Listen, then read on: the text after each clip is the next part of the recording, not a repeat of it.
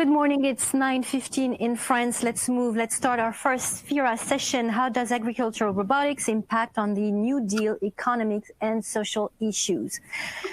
The lockdown we have to face severely impacted the agricultural world. The labor shortage related to the closure of borders combined with difficulties in movement of the national workforce hit the 2020 season hard. Therefore, we can wonder, where do we stand with the food and agriculture situation in the world? How about robotics? It could be an appropriate response, but may face certain obstacles. And what is the place of agricultural robotics in this very fragile context? The two successive speakers of this panel will, on the one hand, take stock of the world food situation in 2020 and give us a perspective on the place of agricultural robotics in this context, on the other hand. I would like to warmly welcome Josef KIENZLE from the Food and Agriculture Organization of the United Nations. Just a reminder, the Food and Agriculture Organization, FAO, is a specialized agency of the United Nations that leads international efforts to defeat hunger. Josef KIENZLE is the Sustainable Mechanization Lead, and he will be speaking this morning on behalf of the FAO Director General, Q Dong-gyu. Mr. KIENZLE will do a background on mechanization to fully understand the parallel with robotics. And our second speaker this morning is Guy WAKSMAN, member of the Académie de l'Agriculture. His presentation will focus on robots in agriculture in the middle of the COVID crisis. After both presentations, we will have the opening address video of the French Minister of Agriculture, Monsieur Julien Lenormandie, followed by a 15-minute Q&A session. Before we open this first FIRA session with Josef KIENZLE presentation, let's watch a short video for the FAO. It's called Agriculture Innovation for Family Farmers. Let's watch it and we'll get back.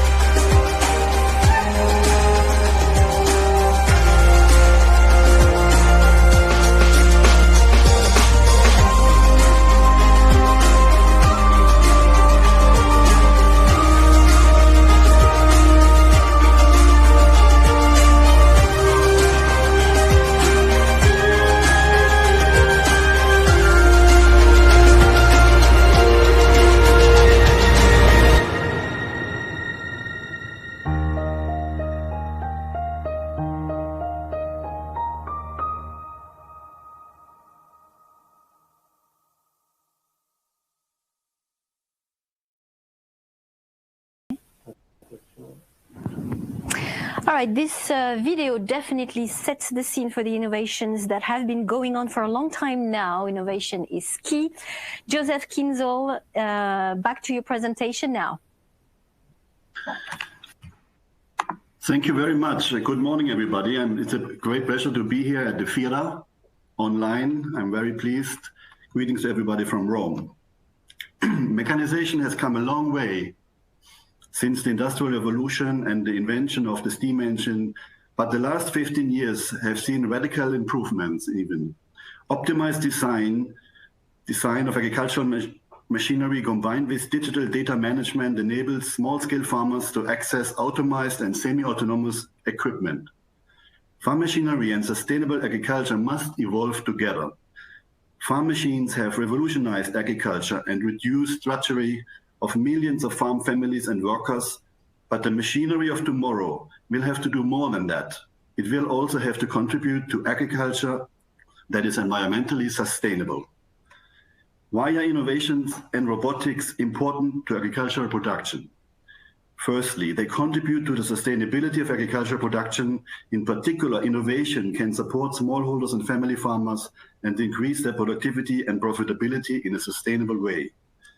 Secondly, innovation is key to feed the growing population and face the challenges of climate change.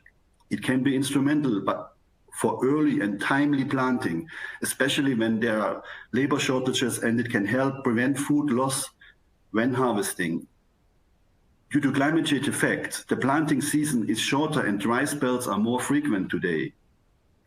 Thirdly, we have scarce natural resources, and through the use of appropriate equipment, innovation and robotics can contribute to the precise use of resources, in particular inputs such as fertilizers, seeds and pesticides. In this way, avoiding overuse and waste. However, there's a common myth around use of innovation and robotics, that is, displaces labor. On the contrary, these technologies help alleviate the burden of arduous work and can create new jobs along the value chain in these industries, such as machinery, technology, digitalization, infrastructure, spare parts, supply chains are part of this. Hunger and malnutrition are on the rise. Today, over 2 billion people do not have regular access to safe, nutritious, and sufficient food. To meet the growing food demand from a projected population of close to 10 billion people in 2050, agricultural output will need to increase by about 40% compared to 2012. If trends continue, the number of hungry people would surpass 840 by 2030. 840 million. As progress in fighting hunger stalls, the COVID-19 pandemic is intensifying the vulnerabilities and inadequacies of global food systems. COVID-19 has added additional pressure and poses a serious threat to food security. It is estimated that as many as 130 million people to the total number of hungry in 2020. What is alarming is that more than 3 billion people in the world cannot afford a healthy diet.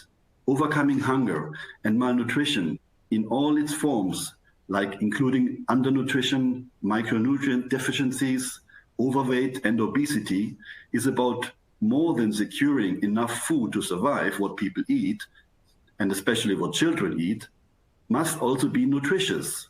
Yet a key obstacle is the high cost of nutritious foods and the low affordability of healthy diets for vast numbers of families. If recent trends persist, the distribution of hunger in the world would change substantially, making Africa the region with the highest number of undernourished people.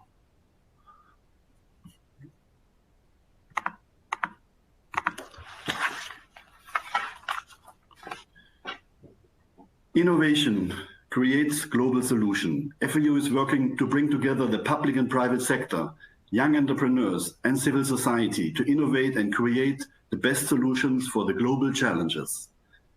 Worth mentioning here is FAO's Hand-in-Hand initiative. It is evidence-based, country-led and country-owned initiative to accelerate agricultural transformation and sustainable rural development to eradicate poverty, SDG 1, and to end hunger and all forms of malnutrition, which is SDG 2. The initiative prioritizes countries where national capacities and international support are limited, including small island developing states and least developed states. Enhancing country ownership and leadership is a fundamental objective of this initiative. Innovation can help unlock the potential for agribusiness. It can help to bridge the rural divide and empower women and youth to access information, technology, and markets. And here we can see the agricultural mechanization value chain, starting from production to post-harvest, processing, transportation, and sales. And with the value chain on mechanization, there are support services that are so important, mechanization service providers, the manufacturers themselves, including the smallholder blacksmiths that are so crucial in the villages to be available and to be present.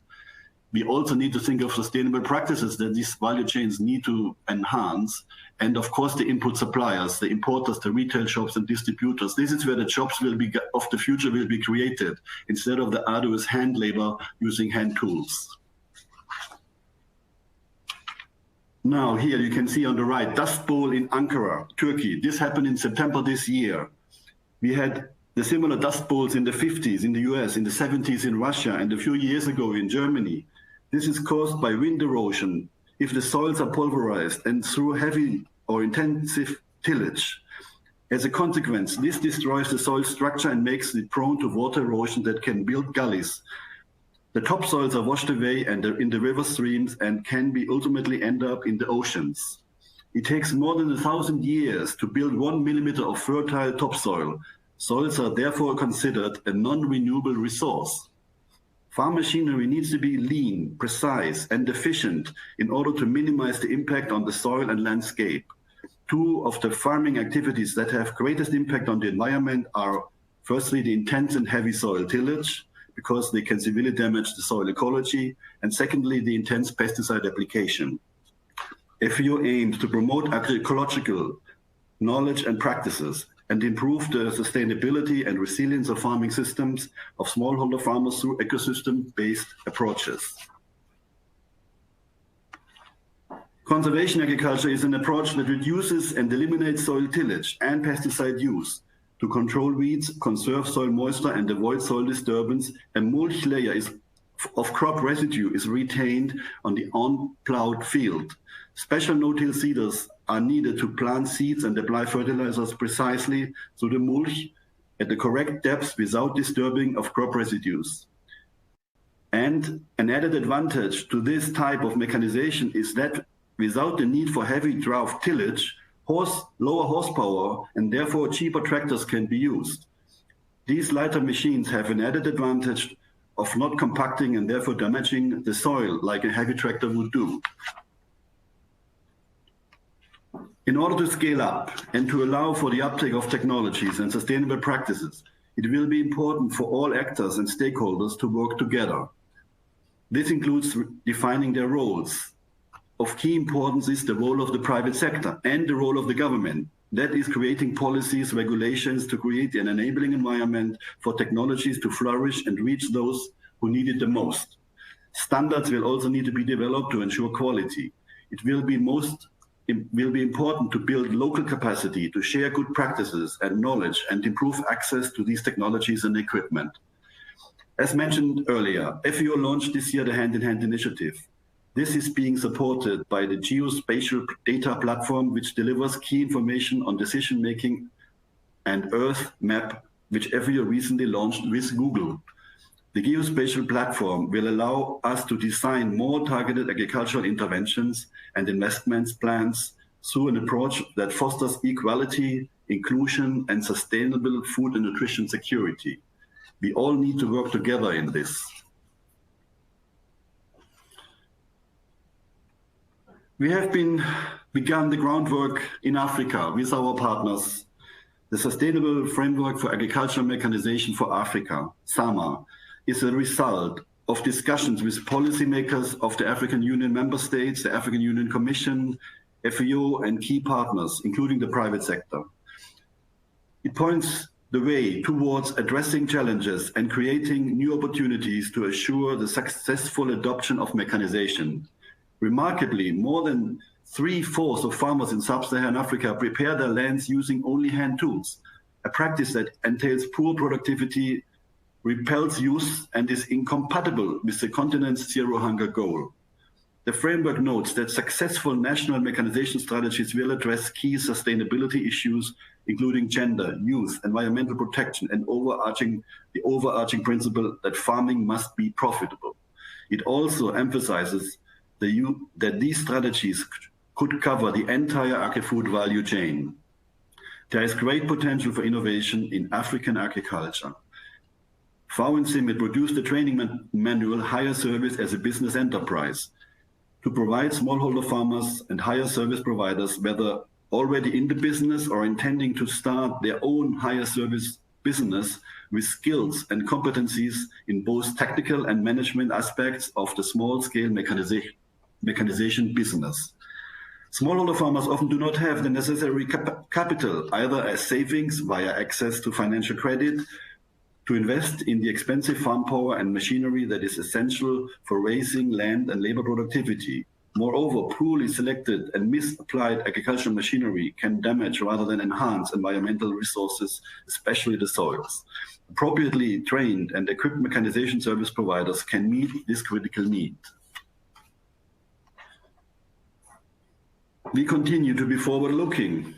FAO has just published, actually last Friday, a study on the use of ICT tools for tractor hire services in Africa, the role they play in agricultural mechanization as a means to transform and improve smallholder agriculture in sub-Saharan Africa.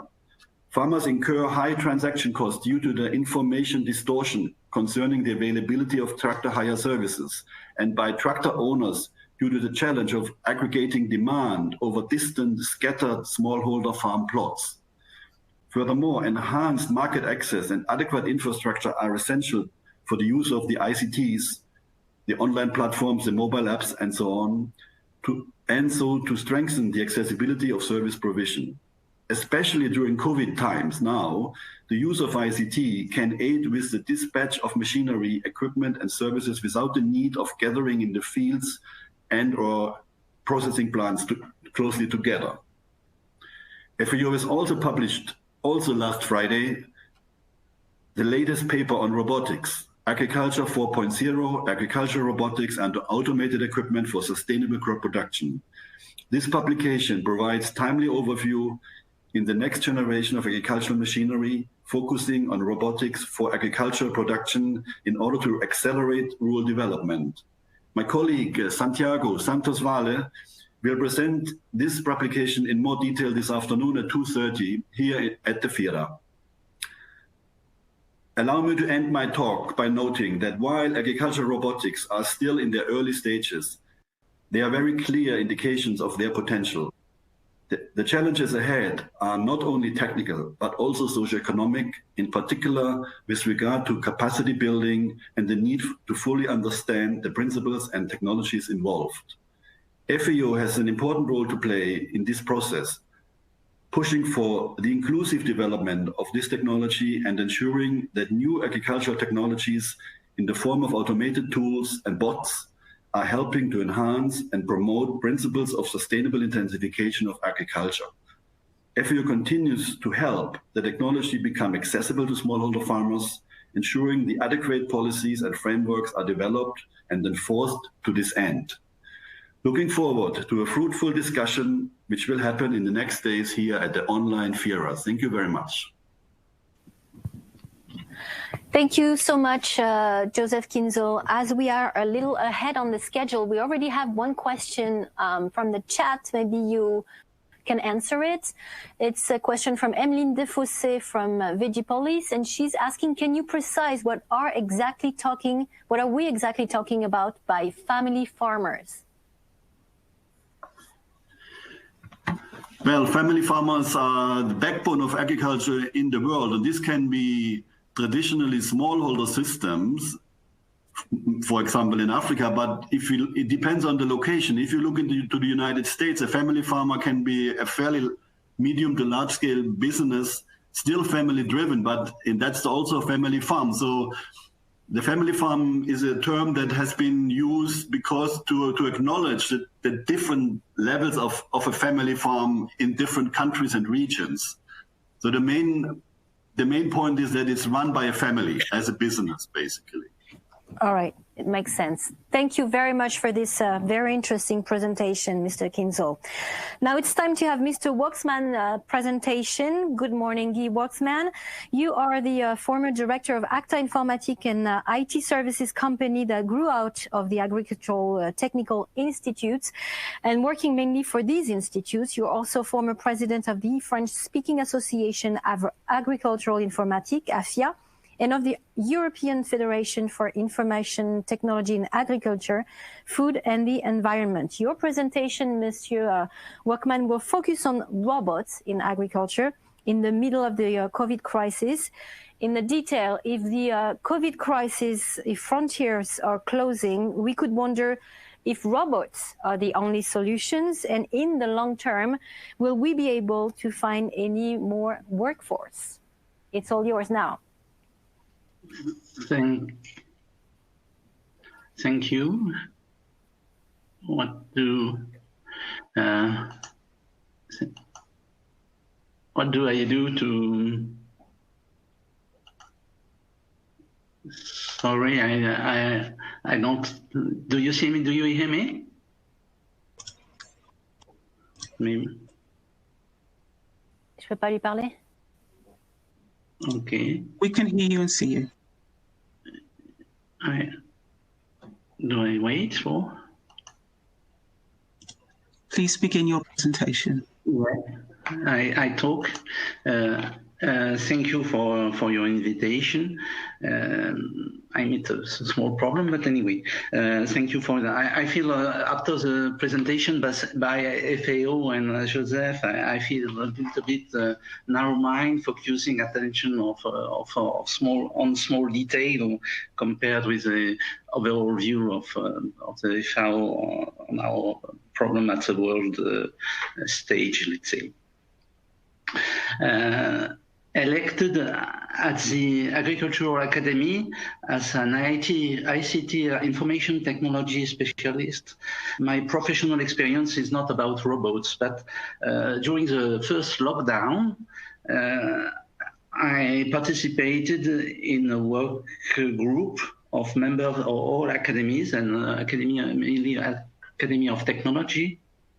And that's the reason why I accepted the invitation by FIRA, the excellent team of FIRA, to talk about robots we were discussing within this working group. Within the COVID crisis, in agriculture, what we observed is limited access to markets.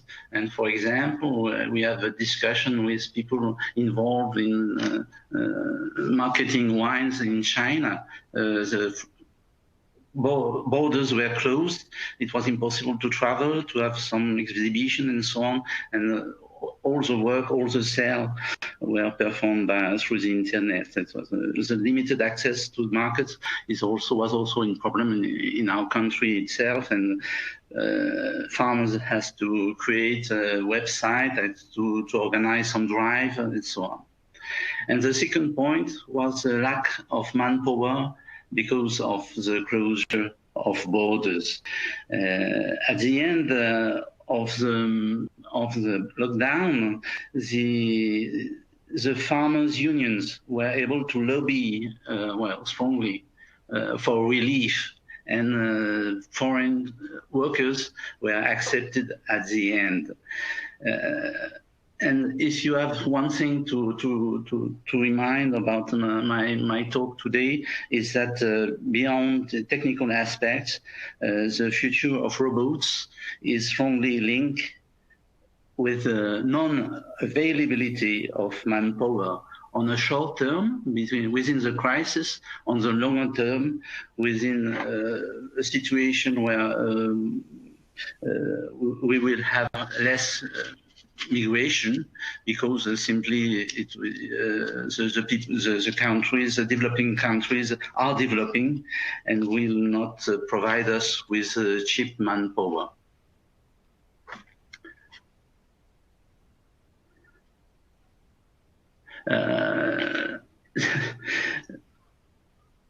when we discuss about robots, we have a lot of, let's say, fantasy, imagination that often prevail over reality. And that's the reason why I would like to offer, well, some social perspective, historical perspective, and maybe psychological ones. It is important if we consider the acceptance of robots. It's not said, it's not sure that the large public will accept robots. And here, with these famous robots in French comics, we have a robot which is super powerful and is destroying parking meters in front of the cops. That's a symbol of power. And but that's the reason why the robot may be frightening to. But in the imagination of our father and grandfather, there were already some robots, and I will give the address later on. But on my website, there is a splendid collection of images from old, let's say, robots. That was the future robots as we saw them, or our father or grandfather even, saw them in the past. And for example, I like very much the first one with the electricity. It was the time, the period where the triumph of electrification. And it's quite, the robots are always a symbol of the ultimate age of technology. And sometimes the expectation were too big, were too important. Well, and the robots are also frightening, creepy, and you have an example here. But I mean, it's not. It's the robots in Japan, in a small island in the north of Japan, where the bears are attacking the villages, and they created this robot wolf that cries, that flashes the lights, yes, flashing lights and so on. And well, I mean, we can expect that the replacement of man by machine will be frightening too. From this slide, Sophie already presented me, but I just would like to stress 1, 2 or 3 points. There is this website where you will find the image of old, let's say, old robots, and a few addresses: Future Farming and Farm Industry News, Ag Founders News, and obviously USDA, where there are a lot of information of robots, and they are one of my main sources of information. Well, my talk itself, I will try to deal with, to present the main characteristics of agricultural robots today. Then the robots as a solution, one of the solutions in the face to cope with lack of manpower. The third part, quite quickly, the robotin test. For the demonstration, it's very important for European farmers before buying robots. And I will insist, as an IT specialist, about the integration of robots within their digital environment, farm environment. And just Mr. WAKSMAN, can you hear me? You have another 10 minutes to go. Another 10 minutes to go. 10 minutes, okay. Thank you. Okay, thank you. Well, I will be faster. Sorry. Here's the debate between machineries and manpower. I believe that machine and robots will enable to maintain a huge diversity of production under acceptable economic conditions. Otherwise, we can imagine that without robots, we will concentrate on given production. We don't need manpower. And we hope from the emergence of the robots, the emergence too of a new profession, highly qualified. Here is an image of a steam robot, quite interesting too, a very old image. The robots are replacing manpower. They are allowing improvement of productivity, and sometimes they are replacing an existing tool. And here we hear a lot about replacing glyphosate by mechanical weeding, and this is an example of this kind of situation, the robots replacing an existing tool.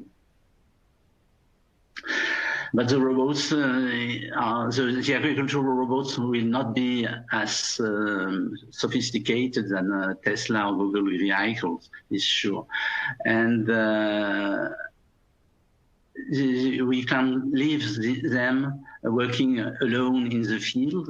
And from this point of view, the idea is that if we need one people to check the robots, well, why not checking a herd of robots, a number of small robots, and that gives the idea that the robots will not work alone in the fields.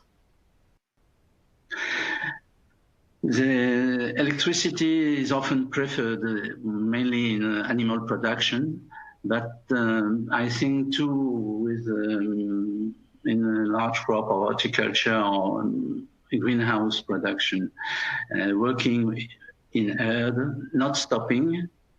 There will be, let's say, they can work a lot of hours without stopping. They will use sophisticated software, high-speed image analysis to recognize weeds or diseases. And one very important point is that they require a very precise positioning that make necessary to adopt the LTK system to correct the GPS signal using a fixed reference station. And Galileo, the European Galileo is now available, but it doesn't really achieve, I wrote something wrong, does wrongly, does really achieve the sufficient precision for the robots. The idea now is to discuss how to pilot the robots. In animal production, it's automatically, it's a closed environment, and it's possible to have automatic robots.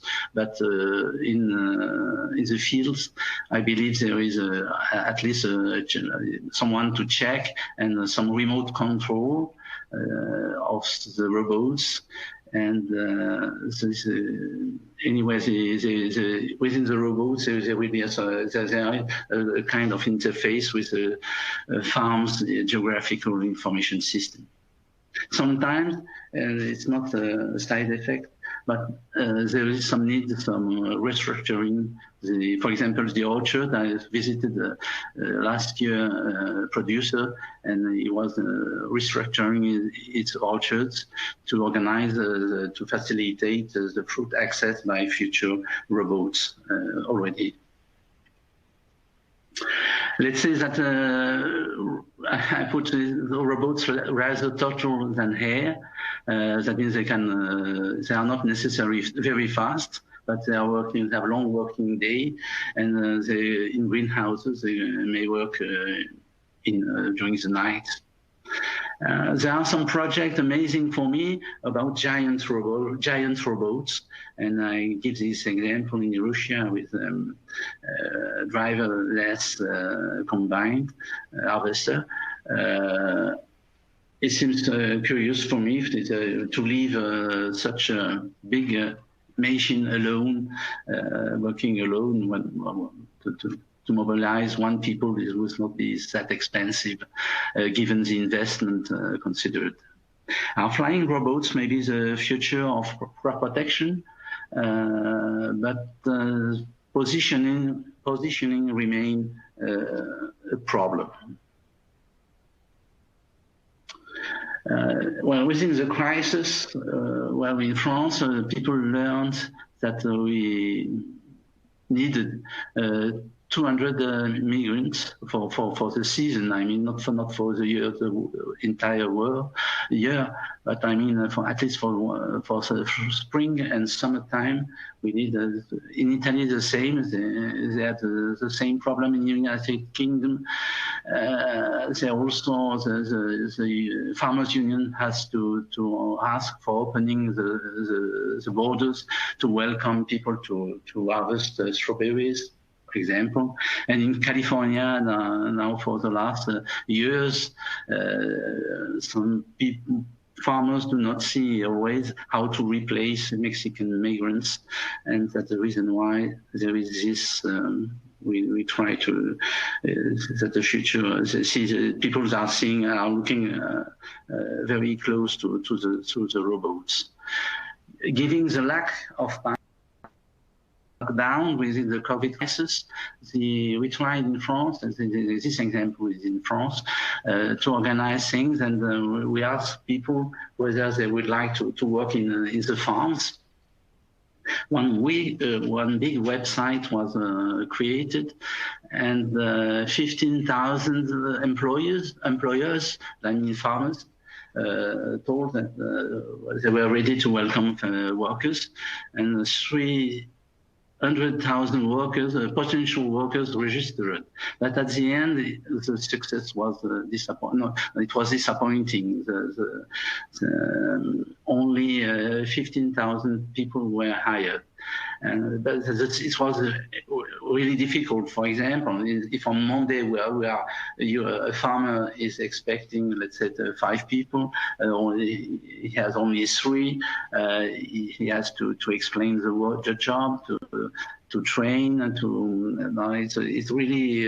was really difficult to welcome newcomers when farmers are used to employ the same people 1 year after the other.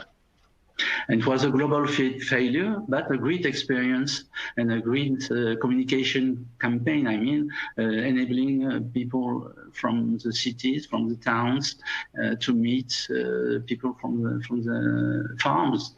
And, well, at the end of the day, well, here's the solution of mechanization, or rather robotization. The situation in France is an example of what is happening in Western Europe, with 10,000 robots, mainly milking robots, as you see, and mainly animal robots in animal production. And they are now, thanks to companies like NIO, there are some weeding robots working in horticulture and vineyards and so on. But well, the situations today is that there is a strong need for test and demonstration, and it's performed in Germany, for example, by DLG in Netherlands by Wageningen, in US by USAID and universities, and in France by the digital farms, DigiFerm in French, that provide the robots companies with a real playground for, well, let's say largely for digital, for robots, but also for all other digital innovations. I mean, as an IT information technology specialist, I'm quite happy to see all these bricks working, all these tools working together.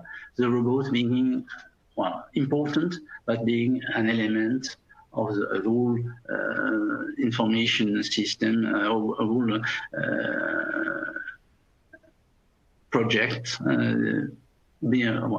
far beyond the machinery, involving also the organization of work, the diagnosis, decision support systems, and so on.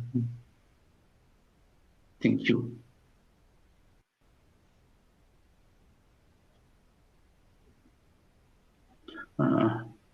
I don't hear you.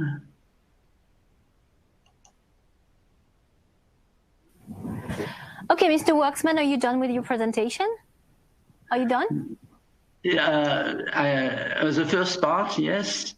As I told you, I can finish, but I mean, you have another 3 to 5 minutes if you want. Okay. And then we have to move to another video. Well, the idea was I think it was Josef from the FAO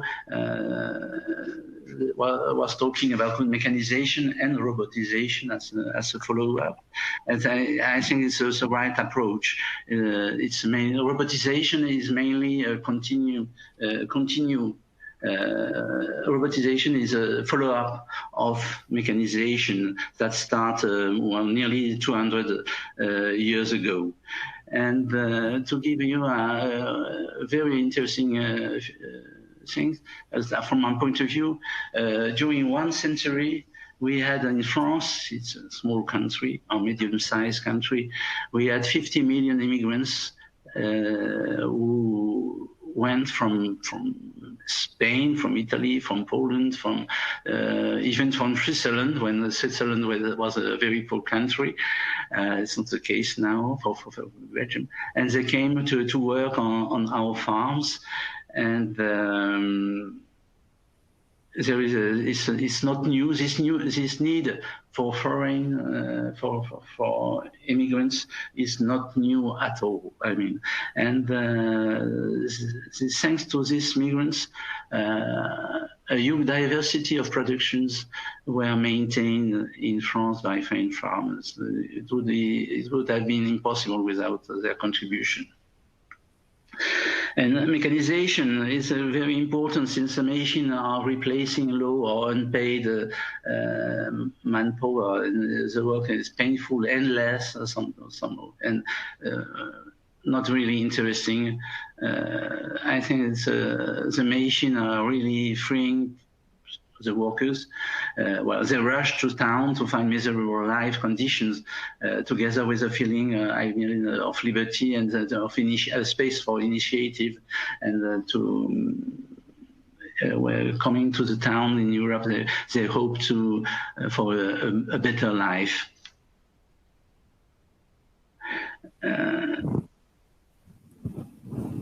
But I talk about continuity, but anyway, robotization is not an easy task at all. It is not costless.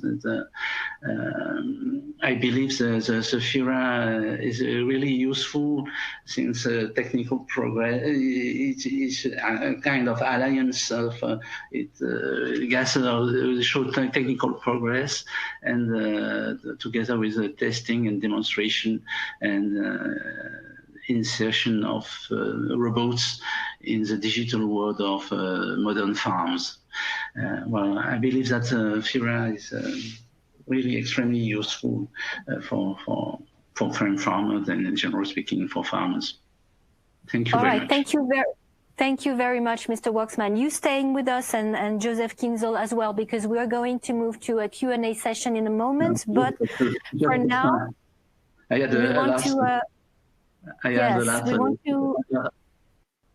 we are going to watch the opening address by the French Minister of Agriculture, Monsieur Julien Lenormandie, and then we'll get back to the Q&A session.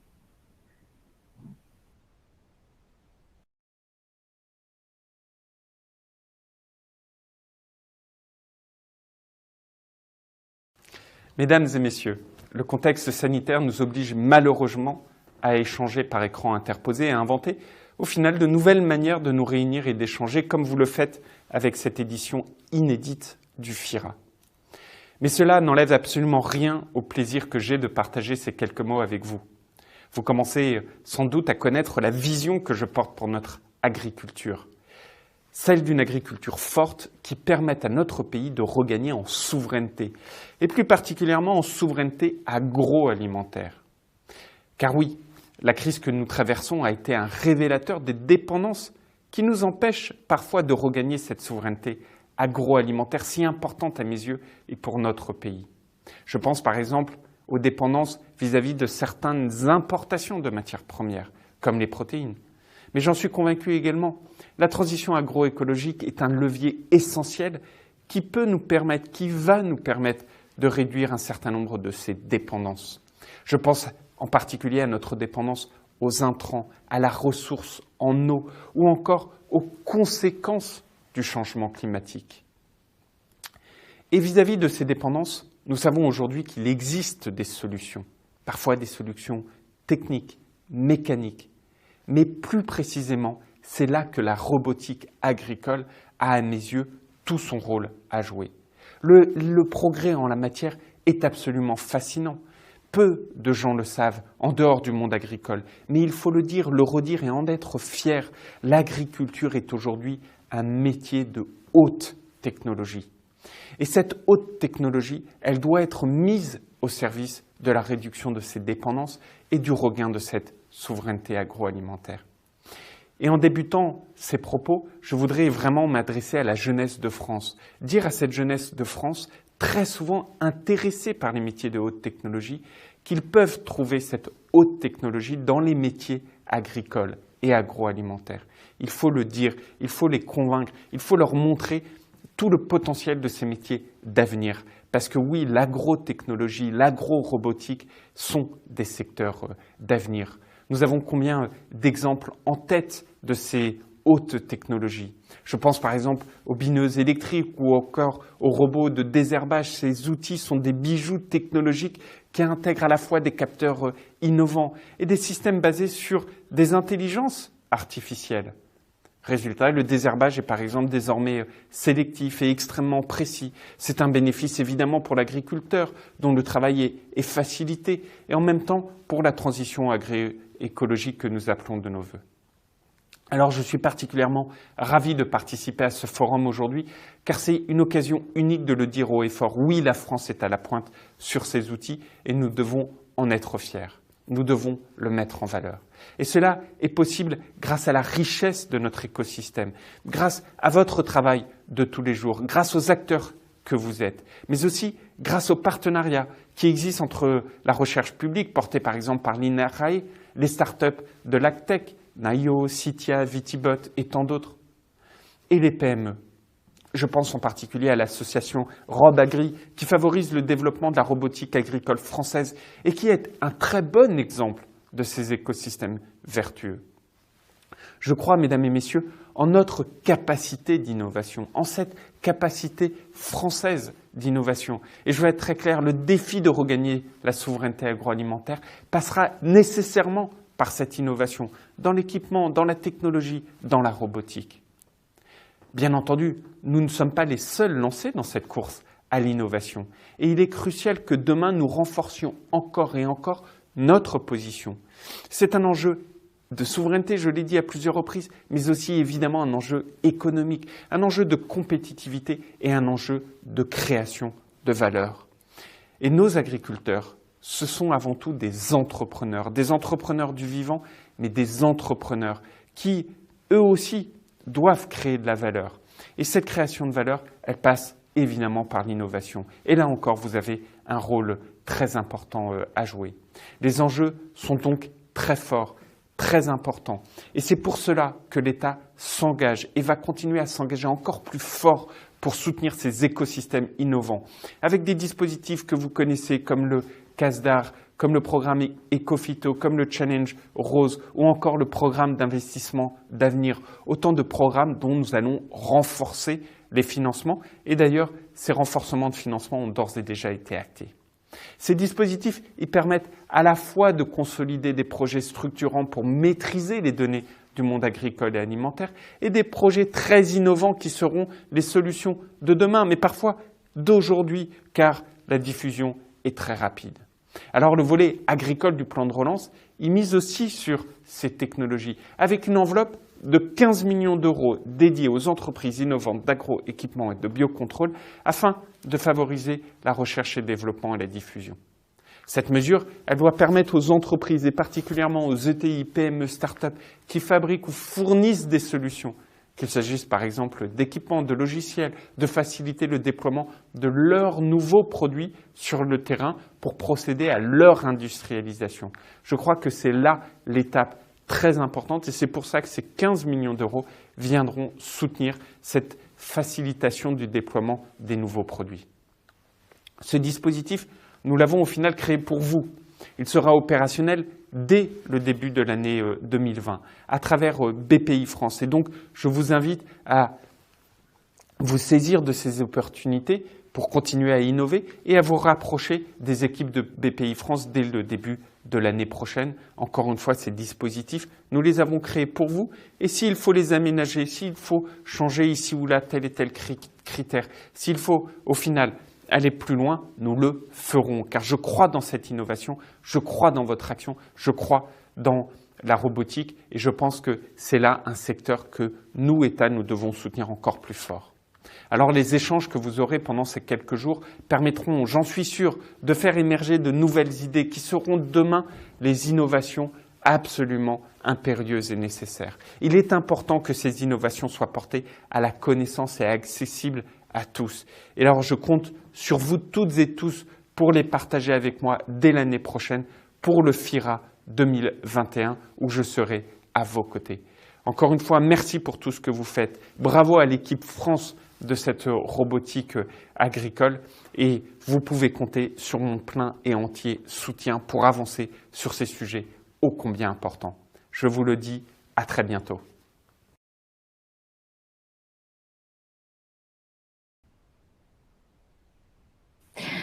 All right, this was the address from the French Minister of Agriculture, Julien Lenormandie. Let's move to our question and answer session now with Josef KIENZLE and Guy WAKSMAN.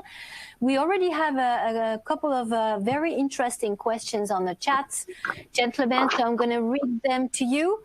The first question that just came up is the following. Are there concerns about sustainable computing related to digitalization in agriculture?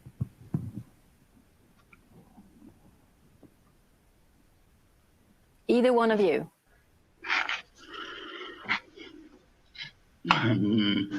About sustainable computing. Yes. Could you? Yeah, I mean it's always difficult to answer since it's sure that computing is energy we are consuming consuming a lot of energy with all our computers or all our electronic devices, and I mean it's too early in agriculture it's possible to produce energy. From methanization, there are different ways to produce energy but I mean at this stage we know that all our computers are consuming a lot of energy, but it's difficult to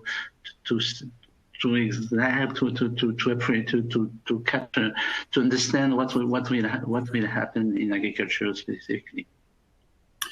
And probably for this reason. Sorry. I mean, yes, I agree with Guy. I mean, I'm sure there are concerns, but if we think that we get more precise and lean, and with our machinery and equipment, with computing and towards robotics, we use much less raw material for actually producing the agricultural equipment. It will be small. I mean, more compact, with more technology in it, but and probably need a little bit of energy for those technology devices, but the overall amount of raw material will be much less high, and so I think we're going in the right direction, and the robots will enforce a more precise and way of farming, basically going to the minimum and that will help also in the energy retaining. Then we have a question more specifically for you, Mr. KIENZLE. Could you give us some examples of appropriate, useful, and affordable robots for small-scale farmers in Africa?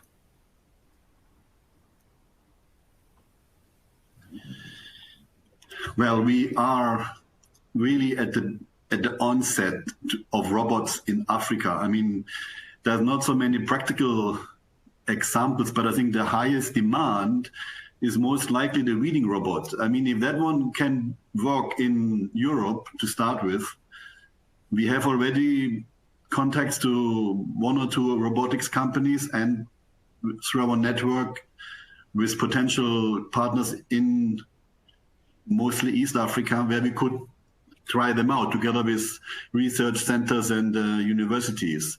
They're ready on standby, but it's more or less also the infrastructure and the circumstances in the rural settings of Africa. I mean, starting from the networks. I mean, the networks are basically non-existent in the rural areas. Okay, in the cities, yes, but if you go slightly outside the cities, we have that's the first problem. And then there's, of course, there's also maybe an issue of security and safety. It's not that easy. And we're in a situation where we are just helping or trying to get farm power sources from human sources and try to skip animal traction and go to motorized equipment. So the robot is quite at the high end in this ladder, but it can maybe, on pilot scale, it could be done, but we don't have a practical example yet. In the practical world, we are at the two-wheel tractor at the moment to introduce and to promote. The two-wheel tractor, meaning the small tractor that can do the basic tasks. So it's a long way to go, but I mean, the important thing is to have the vision and to have the direction right. And in Europe, I believe that we have the same kind of problem. I mean, there is basically it's a problem for the extension services, people who are in contact with farmers. There is, I believe, there is a lot of work to do within the extension services to evaluate what could bring the robots to farmers themselves. All right, let's move to another question. Quite a long question. Try those people who post their question, try to make it short. Okay, why a robot needs to be transported to the field? We need some exemption from the regulatory framework to allow robots to go by themselves in the field. The labor force is missing, as stressed, and the farmer will have the advantage of not being busy while focusing on the most added value to improve yields in the fields if the robot can drive on the public network. I mean, maybe I was wrong, but I mean, at least there's a situation in my country, France, and the robots have not the full capabilities of a car, to a Google car or Tesla car. It's not the same. So it would be, let's say, a bit curious to invest a lot of money to meet the requirements of this kind of requirements. It's much easier to have a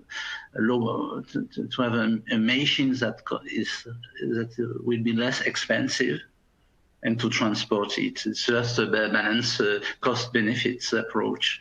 And up to now, I believe that people will choose to transport the robots to the field or to the orchards or to the vineyards.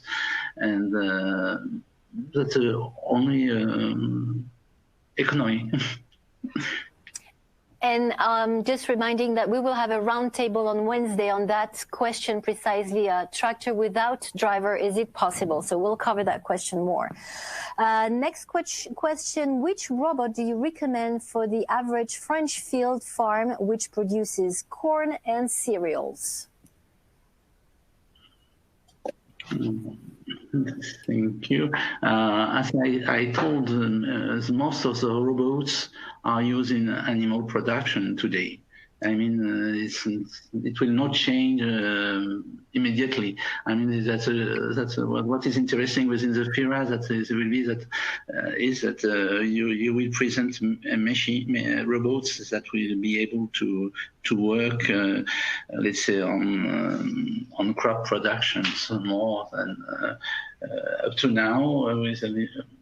They were mainly, maybe I'm wrong, but I mean, they were mainly limited in horticulture, greenhouses, rather than a large crop like wheat or maize or something like that. I think with this question, I mean, we are going a step forward. I mean, we are looking at tomorrow.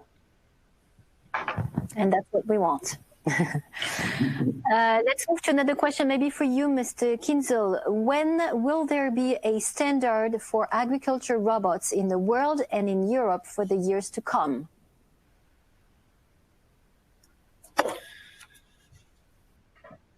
Well, that's an interesting question.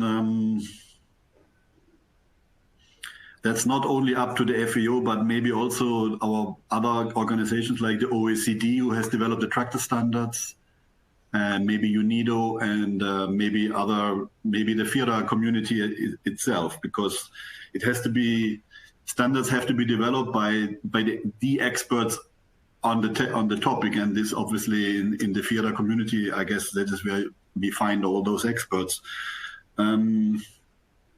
I think it would be a good time to start on looking what could be standardized and what should be in the standards. And normally with standards, the biggest goal is safety, operator safety, and quality standards.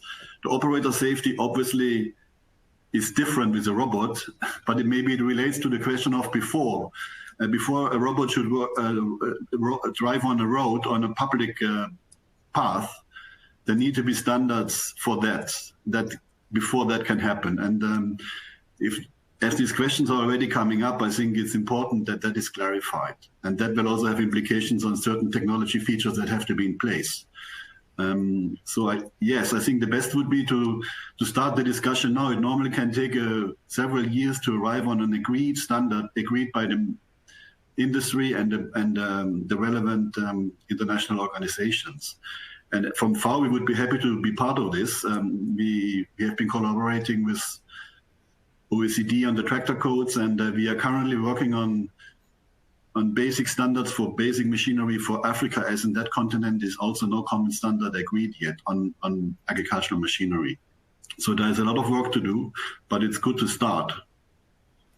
Thank you. It's a question for me too, because there are already standards of exchange of information between the tractors and the tools behind the tractor. I mean, isobus, and I believe that within the FIRA, the discussion could be that how could this kind of already existing standard could be of information standards between this kind of tools, tractors, and tools behind or for the tractor, in front of the tractor.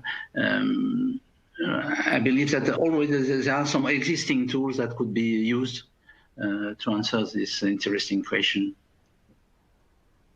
All right, let's move to the next one. Will automation encourage the concentration of ownership of land?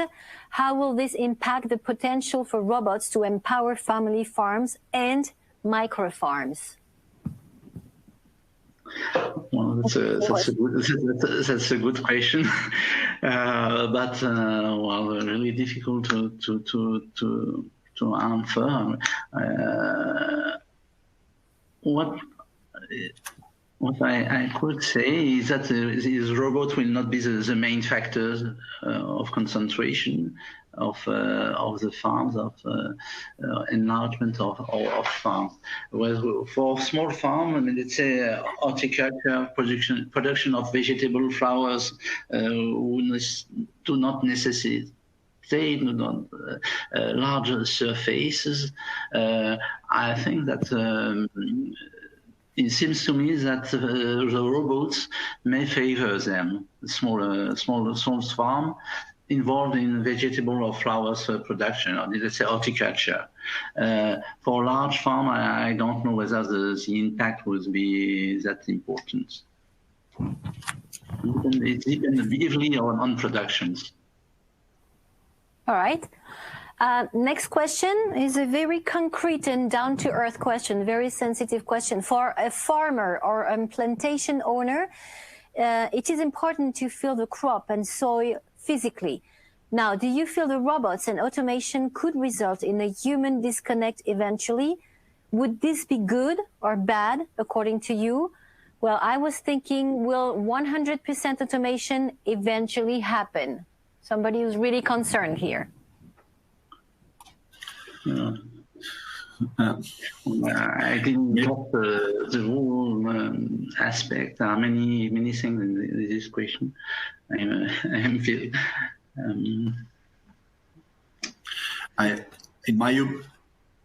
Can I start, Guy, quickly? Yeah. In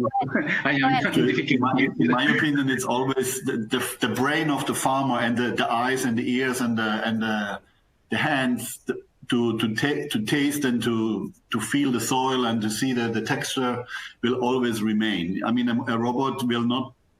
Okay, maybe this is my opinion. There might be other opinions, but I think the robot will not evolve as a super autark machine in my view. But maybe I'm not in the front line of development in this technology.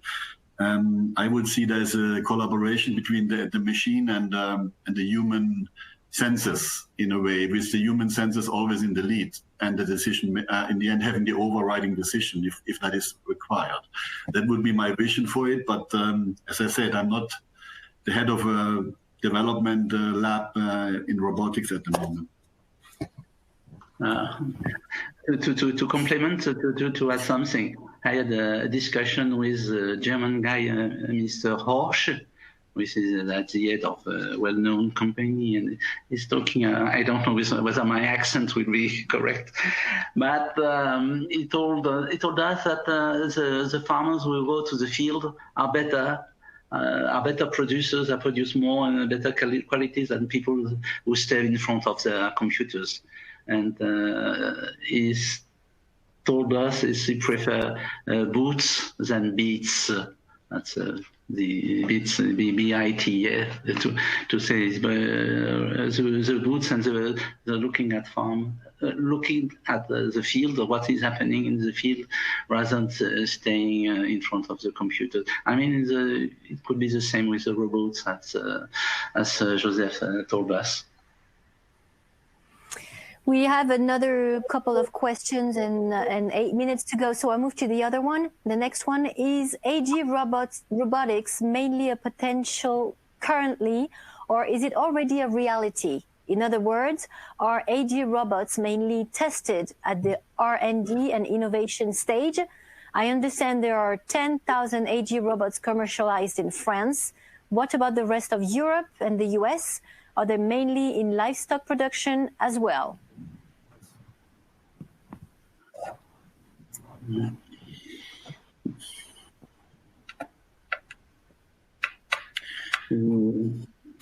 Well, I know the situation a little bit in France, but it's not. I'm not aware of what is happening well in Europe, but not everywhere in the world. So maybe you can answer for the situation in France and in Europe a little bit, or Mr. I mean, people. I mean, the early stage market is not, as you know, I believe, it's completely mature. I mean, we are in the early phase of development, and that's the reason why the FIRA is so useful. You see, I don't know. It's not common, let's say.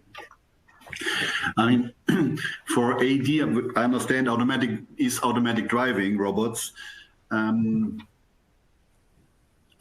The way I see it, I think that's one of the possible ways to go, is that the robot might actually stay in that field, because if he is supposed to be automatically driving, that field has to be programmed to the 100%, so that the robot is able to deal with it, and also maybe with soil composition, and the issue of weeds and possible pests in the field. And then maybe the robot should actually be able to do different functions throughout the cropping season, you know, so it would be one machine doing different assignments in the different stage of the cropping cycle. So that would also eliminate the problem of bringing him to the field and back to the farm. I mean, in my opinion, it should probably stay there. And if it is acquainted to that plot or to that field, then that should be possible if the field is big enough for such an assignment of a specific robot for a specific field, and then it can be computed as well. So the future might be rather that robots get experts for one specific area and stay there for various tasks. That would be one way to go.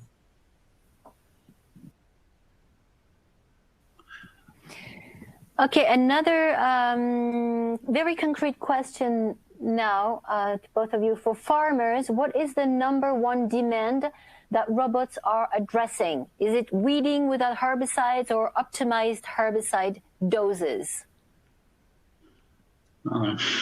My personal feeling is that it's the second. It's optimizing the doses of herbicides. Well, now it depends also of the acceptance by the whole society. I mean, if farmers are criticized by neighbors, they have well, I met a few months ago a farmer who was very, very good. I mean, he is applying strictly the minimum of herbicides, and it was in a difficult situation with the neighbors. What will happen, I don't know. But I mean, from my point of view, a very sophisticated sprayer with cameras, with weed recognition, is a better, and from the point of view of the environment, it's maybe the best solution. But I mean, who knows? It's not anymore blanket application of a herbicide. It must be precise spot application, but I would like to have it combined with mechanical weeding. So basically that a robot can make the decision, either mechanically destroy the weed, or if it is one of the difficult ones, maybe there's a spot spray, but that's really precise and very 1 second or something very short. So that you use far less. You optimize the use of the herbicide. And I want to come back to my presentation on the soil issue. I mean, if a weed robot is only doing pulverization of the topsoil, that's not what is required, because then we have the other problem of erosion. So soil health must be in the forefront. And this is also the debate that has to be brought back to the society, the role of soils that are intact and not just seen as a dirt and dead, basically, without organic matter. That doesn't help us. Then we get the dust bowls and we get the drought in the summer if you don't have soil cover and a healthy soil. And I keep on emphasizing that the spot application of that herbicide is maybe less environmentally damaging than pulverizing the entire field with the mechanical weeding. So there's a balance that has to be struck. And I think in robotics, we can achieve both. We can have a combination of chemical and mechanical application, but always looking at the soil as a medium that is the basis for agriculture and for life. Okay, we have another 2 minutes and a lot of other questions, but of course you can all meet in the networking room to answer the questions and pursue the interaction again. But maybe this last question here you can answer: how to overcome the psychological break? Both of you, maybe that will be the end of our session. I mean, it shows that I met young people a few weeks, 2 to 3 weeks ago, and people are afraid of full robotization. I mean, my point of view is that I invite them to not to see the life in black and white. There is no evil solution, no paradise solution, and it's. I mean, my approach was to say, well, try to evaluate things and do not see the solution are complementaries, as Josef told us. Do not see the life in black and white.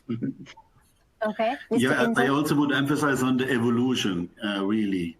And we are on.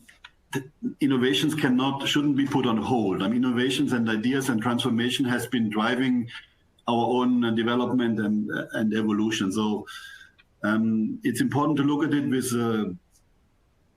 a cool mindset and looking at the benefits and at the difficulties. And I think we have enough experience dealing with innovations, and the good ones will succeed. If it doesn't stand the practical test or turns out to be too expensive, or then things will disappear again. So, I mean, I think we cannot stop this evolutionary process. That's all I can say. But I hope we can include the developing countries to help the smallholders in Africa to move on from the hand tools to the next level. And if robotics can be a leapfrog, if a useful robotic can help there, that would even be wonderful, because the youth in Africa needs a vision as well, and they want to be part of the story. So don't forget about that. To close this first session, thank you very much, Guy WAKSMAN. Thank you very much, Josef KIENZLE, for your very bright and relevant presentations. Thank you, gentlemen. This is the end of this first session. I will be really happy and honored to see you back again this afternoon for the roundtable on how to go from robot bashing to the robot loving for the end consumer. And between that, all different very interesting sessions. So stay tuned to FIRA 2020.